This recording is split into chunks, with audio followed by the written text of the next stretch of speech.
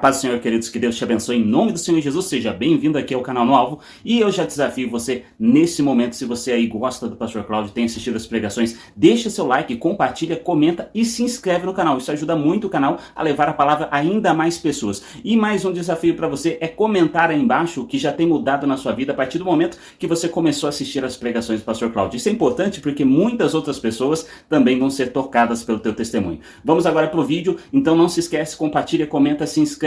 Isso ajuda o canal. Deus abençoe. Bora pro vídeo. Eu quero fazer uma reflexão rápida com vocês. Tem uma história que eu gosto muito.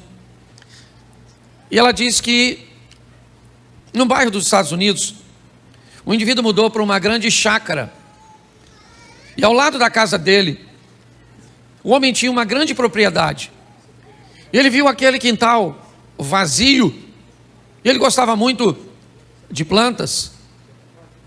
E ele notou que algumas semanas depois, o homem, ou seu vizinho dessa grande propriedade, ele cavou algumas covas e começou a colocar algumas mudas. Mas o vizinho notou que ele colocava pouca água nessas mudas. Ele não aguava com tanta frequência.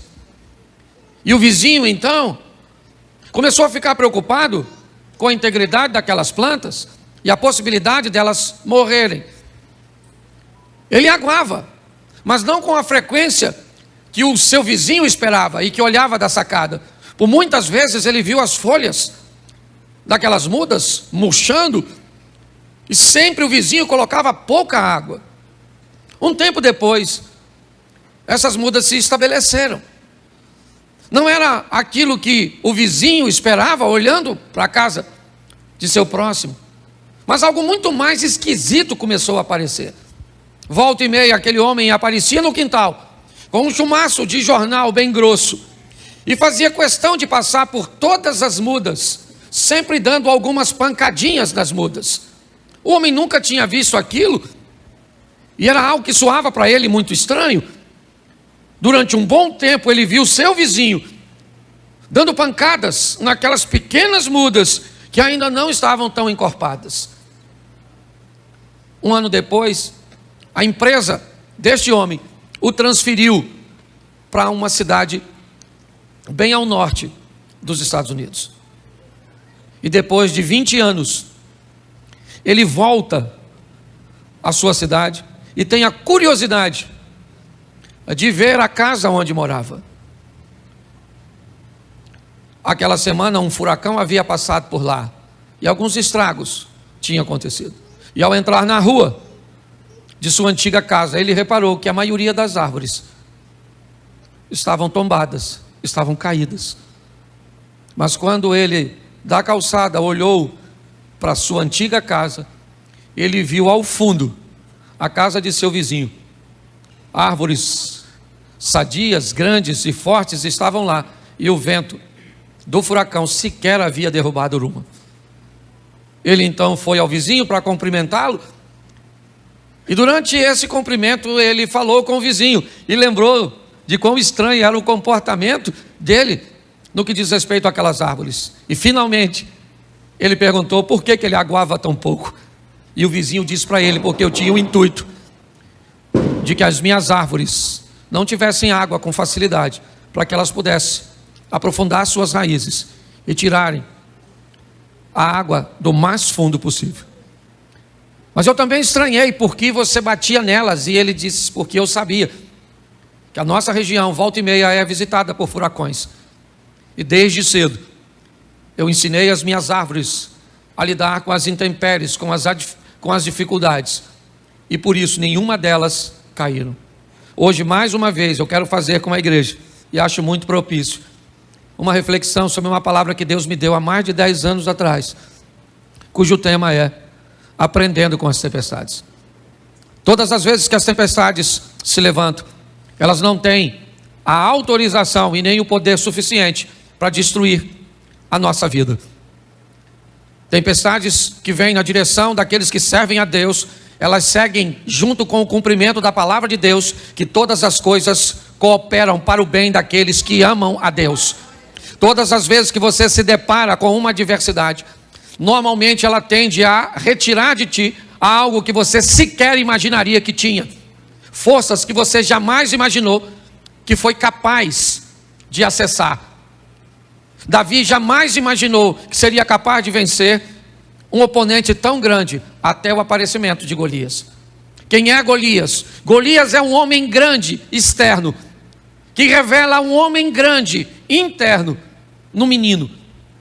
Golias é alguém que faz Davi se lembrar de leão, de ursos, de batalhas passadas, de adversidades anteriores, que não venceram. Nós precisamos entender que quando as tempestades vierem, onde quer que seja, em qualquer área de nossa vida, elas têm um único propósito: revelar em nós forças, capacitações que nós nem imaginávamos que tínhamos. Já ouvi de muita gente dizer: eu jamais imaginei, pastor, que eu conseguiria vencer nesse ambiente.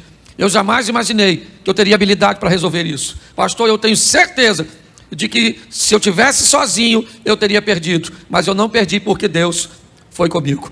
Então eu preciso que você tenha a sensibilidade de fazer a leitura, tá certo? Então eu vou te mostrar 4 tempestades, rapidinho, num resumo. Abra a sua Bíblia, coloca aí na tela que fica mais fácil, rapidinho. Mas se você gosta de anotar, vai aí. Jonas, capítulo de número 1. Deixa eu ler o texto inteiro para ficar mais claro para a maioria. Jonas 1. E veio a palavra do Senhor a Jonas, filho de Amitai, dizendo... Vamos lá? Vamos ver o que ele está dizendo. Levanta-te, vai à grande cidade de Nínive e clama contra ela, porque a sua malícia subiu até mim. E Jonas se levantou para fugir diante da face do Senhor para Tarsis, e descendo a Jope, achou um navio que ia para Tarsis. Pagou, pois, a sua passagem. Repita comigo: pagou, pois, a sua passagem. Isso. E desceu para dentro do navio para ir com eles para Tarsis, diante da face do Senhor. Verso 4. Mas o Senhor mandou ao mar um grande vento, e fez-se no mar uma grande, e o navio estava para... Verso 5. Então temeram os marinheiros e clamavam cada um ao seu Deus, e lançavam ao mar as fazendas que estavam no navio para o aliviarem do peso. Jonas, porém, desceu para os lugares do porão e se deitou e dormiu um profundo sono. Presta atenção em mim rapidamente. Deus vai conversar com seu profeta e dar a ele uma missão. Deus manda Jonas ir a Nínive, uma cidade de um povo duro, que agia com mão forte, subjugava através das forças seus inimigos e muitas vezes sobrevivia, na maioria do tempo, de despojos de guerra. Deus diz a esse profeta: vai a Nínive e clama contra ela. Porém Jonas não gostou da ideia de Deus. Não era agradável para ele frequentar aquele lugar. Não era agradável para ele ver aquele povo merecendo um arrependimento e uma transformação. Então Jonas resolve fazer o oposto. Ao invés de ir um pouco mais ao oriente para Nínive, ele prefere descer a Jope, certo? E no porto de Jope pegar um navio para ir para Tarsis, para a Espanha, para o lado contrário, no Mediterrâneo. Ali então, Jonas vai comprar uma passagem, vai entrar numa embarcação para desobedecer a Deus. O texto diz que enquanto ele está naquele navio, uma tempestade se levanta. E o que essa tempestade veio fazer? Essa tempestade tem uma missão. Ela quer conversar com alguém. E com quem? Com quem será que essa tempestade quer conversar? Com o mestre do navio, o capitão do navio. A tempestade quer saber por que ele vendeu o ingresso do seu navio para um desobediente.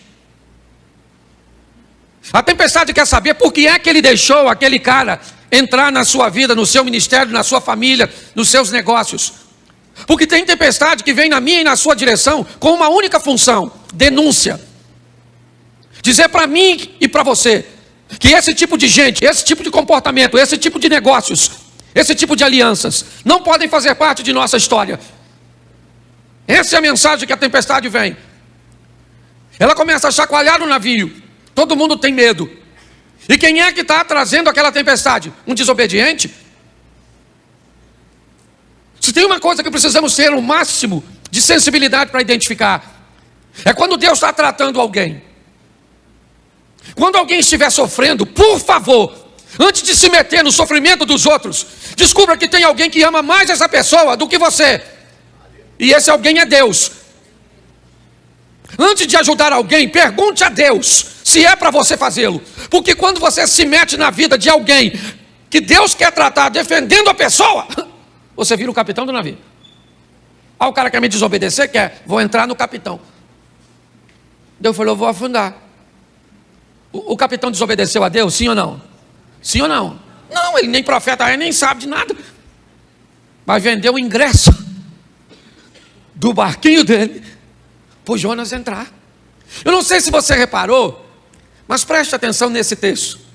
Temeram os marinheiros e clamava cada um ao seu, e fazia o quê? O que eles faziam? Lê para mim. Jogavam fora as coisas de valor. Eles estão perdendo as coisas de valor, jogando fora do navio, quando fora do navio deveria estar o Jonas. Preste atenção, está assim de gente, perdendo o que não precisa perder, porque não tem coragem de jogar fora aquilo que precisa jogar. Nós precisamos ter a sensibilidade. A tempestade veio. O que ela está querendo? Afundar meu navio? O que é? Será que ela tem o cunho de denúncia? Então o que é? É meu comportamento? Tá bom. O que é? O que está acontecendo para que eu enfrente tudo isso? Eles começam a jogar fora e perdem o que não precisa perder. A tempestade para quando eles jogam a carga fora? Não. Então o capitão do navio começa a vasculhar seu navio, porque nem sempre o que vai te levar para o fundo é fácil de enxergar, está diante dos seus olhos. Às vezes o que vai te levar para o fundo é aquilo que você nem percebe, que está escondido. Tem gente com um comportamento tóxico e nocivo e sequer é capaz de identificar porque tem aquilo. Às vezes precisa de um profissional da área psicológica. Eu vou falar para vocês, isso aqui ó, que eu tenho, é herança de uma depressão que eu tive. Foi muito forte. Eu fui para o sítio, eu não queria mais vir para a igreja, eu não queria tomar banho, eu não queria comer, eu não queria fazer nada. Estava cansado, sei lá. Troço doido. Se você já teve depressão, você sabe o que eu estou falando.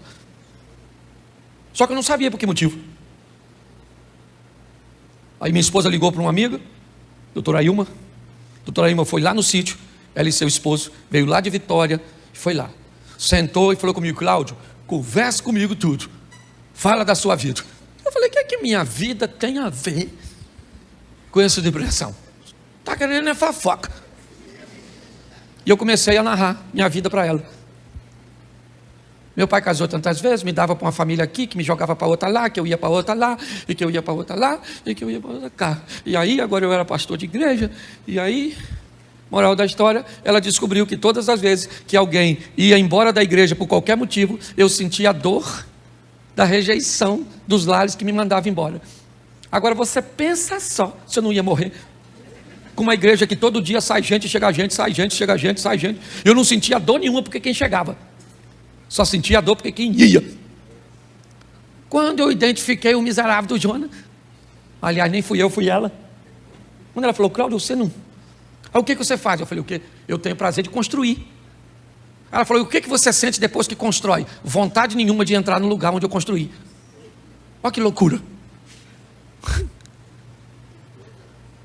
Aí ela me disse, sabe o que é isso, Cláudio? Você só constrói para mandar uma informação para você mesmo, que ninguém nunca mais te manda embora daquilo que é seu.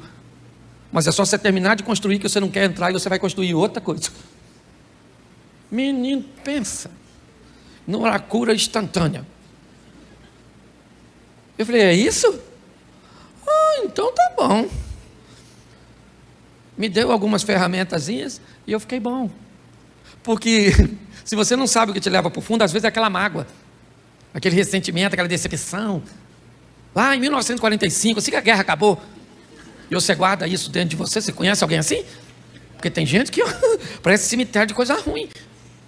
Pois bem, tem tempestade que só vem para denunciar que tem algo dentro de você que precisa sair. Pegaram o Jonas e levaram para fora. E falou: Jonas, quem é tu? Ele falou: eu sou hebreu, desobedeci a Deus e entrei no seu navio. Ele falou: pô, cara, tanto navio para tu entrar? Tu entrou justamente no meu, mas o seu que deu para comprar o ingresso. Sabe o que é mais interessante dessa história? É que o Jonas disse que o problema era dele, ou era ele, mas ele pulou? Sim ou não? Porque o problema não vai embora sozinho. Se tem uma coisa que um problema ama, são pessoas adaptáveis. Pensa num lugar onde o problema gosta de se estabelecer. É naquele casamento onde as pessoas se adaptam com facilidade. É na vida daquelas pessoas que são altamente adaptáveis. Porque pessoas que se adaptam não costumam mudar de vida. Elas se adaptam. O Jonas falou: o problema sou eu, mas eu não pulo. Vocês que têm que me jogar fora. Você está entendendo? A decisão é sua. A tempestade aparece, diz onde o Jonas está. Você sabe que é o Jonas, mas a hora de jogar ele fora dá uma dó. Por quê? Porque às vezes o Jonas é seu namorado, o Carlos. Mas você já tem 35. Só sobrou o Carlos. Você já está naquele dilema: aquele que vier a mim, de maneira nenhuma o lançarei fora. Pastor, se não for o Carlos, quem vai ser? Está assim de gente que quando chega a hora que necessita tirar algo ou alguém da sua vida, fica com dó, com pena de tirar aquele funcionário, de remover aquele amigo, de mexer no distanciamento daquele parente. Às vezes quem vai levar para o fundo, ser para o fundo, é sua mãe. Tem uma mãe que é âncora. Se você ver a cara de algumas pessoas. Achou, seu Jonas, né? É porque às vezes é a velha que vai acabar com o seu casamento. E ela não tem nem má intenção, não. Ela é só um instrumento do inimigo. Que nem trabalha full time, às vezes é freelance. Entendeu? É um servicinho de motoboy. Ou de sogra boy. Você consegue entender? Mas tem tempestade que é só para denunciar. Posso ouvir um amém? Isso, não vou me deter muito nessa não. Marcos 4:7. Te mostrar um ambiente bem tempestivo, ou bem perto. Certo? Coloca pra gente. Eu falei Marcos 4:37, perdão. Eu falei 7. Isso. Levantou-se um grande temporal de vento, subiu as ondas por cima do barco, de maneira que já se enchia. Vamos lá? E ele estava na popa do barco, dormindo sobre uma almofada, despertaram, dizendo: mestre, não se importa que pereçamos? E ele, despertando, repreendeu o vento, disse ao mar: cala-te e aquieta-te. E o vento se aquietou e houve grande bonança. E disse: por que sois tão tímidos? Ainda não tendes fé? E sentiram um grande temor e diziam uns aos outros: mas quem é este que até o vento e o mar lhe obedecem? Olha para mim aqui que eu quero falar com você. Outra tempestade. Ao contrário da primeira, essa não vem denunciar nada. Porque nem todas as tempestades trazem consigo a mesma missão. O que essa tempestade quer? Vamos lá. Jesus diz aos seus discípulos: vamos para o outro lado. Vamos para o outro? Isso. Assim que Jesus diz isso, ele entra no barco e vai dormir. Mas antes de dormir, ele disse o quê? Passemos para o outro. E ele foi. Mas ele disse o quê? Enquanto você não falar, eu não paro. Ele disse o quê? E ele foi? E o que ele fez nessa ocasião? O papel dele. Qual era a missão dele? Dizer: vocês vão para o outro e eu vou. Mas enquanto isso vocês vão. Mas se vier tempestade, problema, desafio, obstáculo, eu já falei que vocês vão para o outro lado. E se eu falei que vocês vão para o outro lado, vocês vão e pronto. Não tem tempestade, não tem problema, não tem crise, não tem nada. Porque eu falei. Então tem tempestade que ela só vem para mostrar para você que Deus está no controle de tudo. Não é denúncia, não tem nada de errado. Porque tem gente também que não pode ver uma tempestade que já acha que é pecado. Ah, está num vento. Oh meu Deus, o que eu estou fazendo de errado? Oh, estou no pecado. Você vai conversar com os irmãos que dizem: o que é? Abre esse coração seu. Alguma coisa você fez. Fala, pecador. Você fala: não fiz nada, fez. Que é isso, exorcista? Às vezes não é denúncia. É só para mostrar o poder de quem está no mesmo barco que você. Ele falou, passemos. Quando ele disse passemos, ele dizia, eu vou junto com, e mas vou dormindo, porque eu já fiz o que eu tinha aqui, que foi autorizar você a atravessar. Foi dormir, e quem é que vem? A tempestade. Porque se tem uma coisa que para crente é com fartura, é tempestade. Não tem miséria, todo dia entra uma. Antes de uma ir embora, você já está vendo outra. É ou não é? E Jesus está dormindo, e lá vem o vento, e chacoalha. Eu imagino eles olhando para Jesus, aí, vai morrer dormindo. Essa porcaria vai afundar, hein? Pensa, o Tomé falando, acho que vai afundar isso, hein? E o Pedro pensando, se afundar eu vou nadando, quero ver Mateus, que é cobrador de imposto. Não sei nem se ele sabe nadar. Aquela tribulação lá dentro. E vão afundar, não vão morrer, não vão perecer, até que alguém vai lá em Jesus e acorda. Eu não sei nem se ele estava dormindo. Falei, ô Jesus, todo molhado, ó. Jesus, eu imagino ele levantando, pensa. E que foi, gente? Chegou? Chegou a tempestade. Ele está querendo afundar a gente. O senhor não está vendo que nós vamos morrer? Jesus deve ter falado. Eu falei para cima. Ele olha para o vento e diz, ô vento, cala essa boca. Ô mar, fica quietinho, não quero nem marola. Agora é piscina. O vento parou de soprar, o mar ficou calmo. E o discípulo falou, gente, quem é esse? Como quem é esse? Esse é Jesus que você está andando um tempão do lado dele. E às vezes você precisa de uma tempestade para saber quem é ele, porque sem ela, você não conhece. Tem tempestade que ela só vem para mostrar para você o poder do Deus que você, a hora que você reconhece, o problema se desfaz. Sim ou não? E vamos para outra tempestade, para não demorar muito nessa, senão fica numa tempestade só. Mateus 14, 24. Esse é um ambiente também um pouco complicado. Vamos lá. O barco já estava no meio do mar, açoitado porque o vento era isso. Meio que uma tempestade noturna. Ela acaba atingindo o barco que Jesus está com seus discípulos. O que essa tempestade quer? O que esse ambiente ele deseja? Será que é uma denúncia como a de Jonas? Será que é revelar o poder de Jesus que está dentro do barco? Bom, de denúncia não é. De Jesus dentro do barco também não, porque nem dentro do barco ele está. Então o que essa tempestade vem trazer? O que esse ambiente? 3 horas da manhã, tudo escuro, vento soprando, a água querendo entrar. Jesus aparece andando sobre as águas no meio desse ambiente. E dentro do barco começa a acontecer algumas coisas. A primeira é um temor muito grande, pois eles estão num local que não é a realidade da maioria de seus discípulos, apenas de 4 que eram pescadores. Os outros 8 não estavam preparados para aquilo. Segundo, tem um indivíduo andando em cima d'água e alguém já gritou que é fantasma. Então o caos está estabelecido.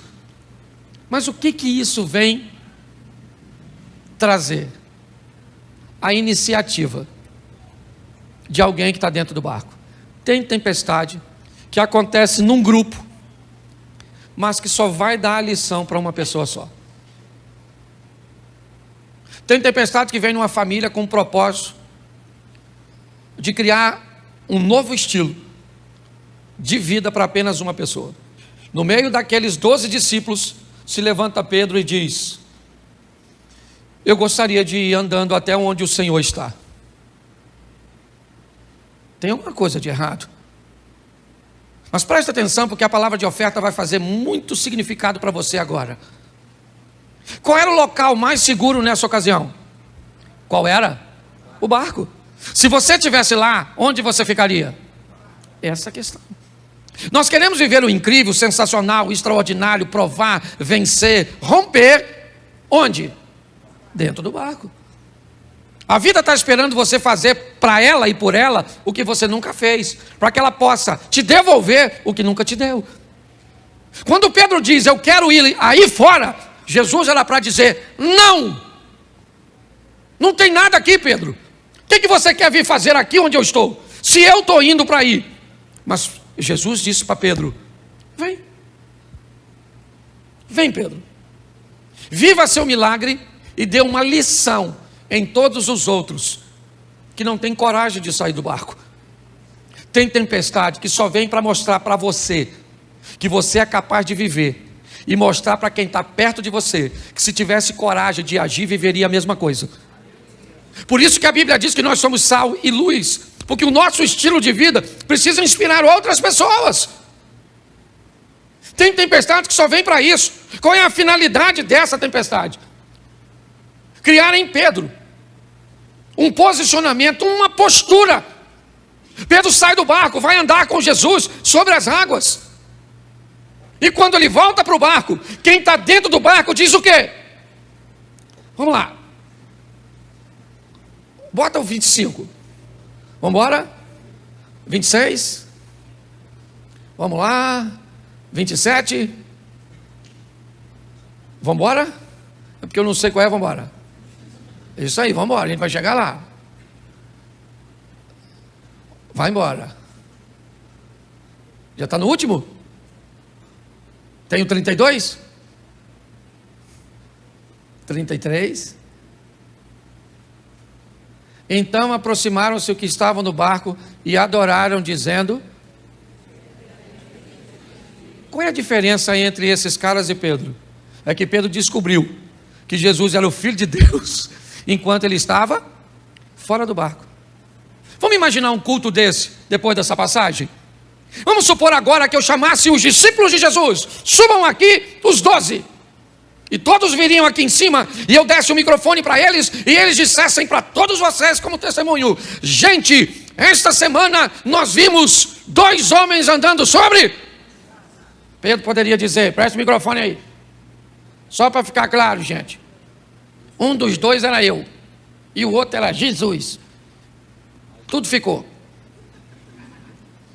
Você consegue entender isso? Tem tempestade que ela vem para mim e para você, com a oportunidade de vivermos o incrível, o sensacional, de andarmos sobre as águas, de ultrapassarmos os problemas. Vamos para a última, e eu termino aqui?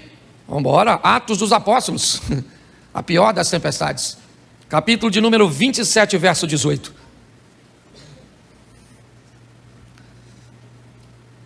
Andando nós agitados por uma veemente tempestade, no dia seguinte, aliviaram o navio, note, jogaram a carga fora. Ao 3º dia, nós mesmos, com as próprias mãos, lançamos ao mar a amarração do navio. Presta atenção, eles começam a tirar toda a resistência ao vento, ok? E não aparecendo, havia já muitos dias, nem sol nem estrelas, e caindo sobre nós uma não pequena tempestade, fugiu-nos toda a esperança de nos salvarmos. Havendo já muito que se não comia, então Paulo, pondo-se em pé no meio deles, disse: fora na verdade razoável, ó varões, ter-me ouvido a mim, e não partir de Creta, e assim evitariam este incômodo e esta perdição.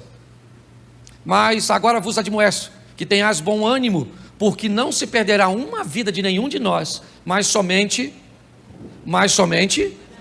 nenhuma vida se perde, mas se perde preste atenção que todas as outras tempestades o barco chegou, essa não. Essas pessoas não morrem, mas o barco, ele se despedaça. Vamos lá?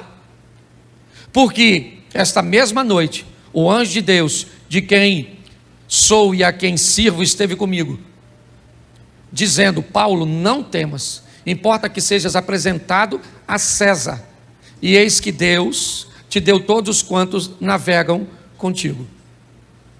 Portanto, ó varões, tende bom ânimo, porque creio em Deus, que há de acontecer assim como a mim me foi dito. É, contudo, necessário irmos dar numa ilha. Vamos lá, pode colocar. Isso. E quando chegou a 14ª noite, sendo impedidos ou impelidos de uma e outra banda do mar Adriático, lá pela meia-noite, suspeitaram os marinheiros que estavam próximos a alguma terra. E lançando o prumo, acharam 20 braças. Passando um pouco mais adiante, tornando a lançar o prumo, acharam 15 braças. Estão fazendo a leitura que está ficando mais raso. Está chegando próximo à margem, certo? E temendo ir dar em alguns rochedos, lançaram da popa 4 âncoras, desejando que viesse o dia. Procurando, porém, os marinheiros fugir do navio, e tendo já deitado o batel ao mar, como que querendo lançar as âncoras pela proa, disse Paulo ao centurião e aos soldados: se estes não ficarem no navio, não poderei salvá-los. Então os soldados cortaram os cabos e o batel e o deixaram cair. Enquanto o dia vinha, Paulo exortava a todos que comessem alguma coisa, dizendo: é já hoje o 14º, preste atenção, 14 dias de tempestade, certo que esperais e permaneceis sem comer, não havendo provado nada. Vamos embora. Portanto, exorto-vos que comais alguma coisa, pois é para a vossa saúde, porque nenhum cabelo cairá da cabeça de qualquer de vós. E havendo dito isso, tomando o pão, deu graças a Deus na presença de todos, e partindo começou a comer. E, tendo já todos bom ânimo, puseram-se também a comer. A tempestade vai rolando. Pode ir embora, meu irmão. Eu vou terminar com a leitura. Bota o 38. Isso. Refeitos com a comida, aliviaram o navio, lançando o trigo ao mar.